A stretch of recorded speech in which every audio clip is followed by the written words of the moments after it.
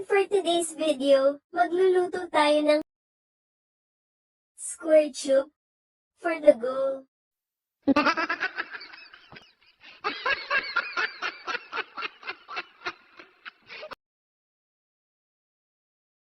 mm. Halos kasing kapal lang ng lagaring pangbakal. Dapat tama ang ating pangsahog. Dahil manipis, 1.4 or 1.6. Kung gusto nyong pahirapan ang buhay nyo, pwede kayong gumamit ng 3.2 or 3/16. Dito tayo sa pinakamaliit, para happy. Dapat magkadikit ang mga sangkap, para masarap.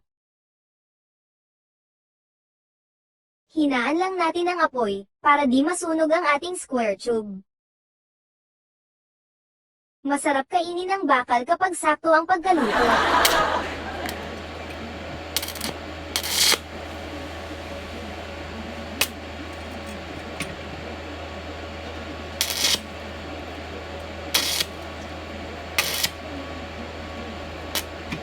Round 1.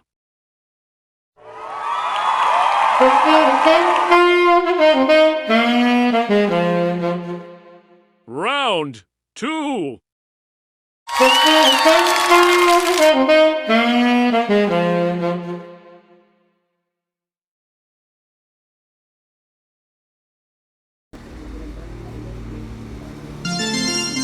Saktong-sakto ang pagkaluto. Ganito dapat ang proseso. Pero paano kung medyo malaki ang hiwa? Kuha lang ng tira-tirang pangsahog. Depende sa laki ng luwang. Habang niluluto pa ang kabilang side ng ating square tube, kakantahan ko muna kayo. 5 little monkey, Humpty Dumpty. Mama called the doctor and doctor says, Pepperland in the clo, nakadago nakayo. 5 little monkey, Humpty Dumpty. Hinahanap niyo ba ang round girl?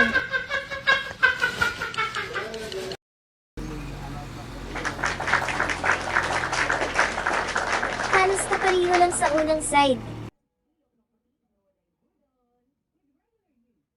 Ito mas malaki, subukan natin.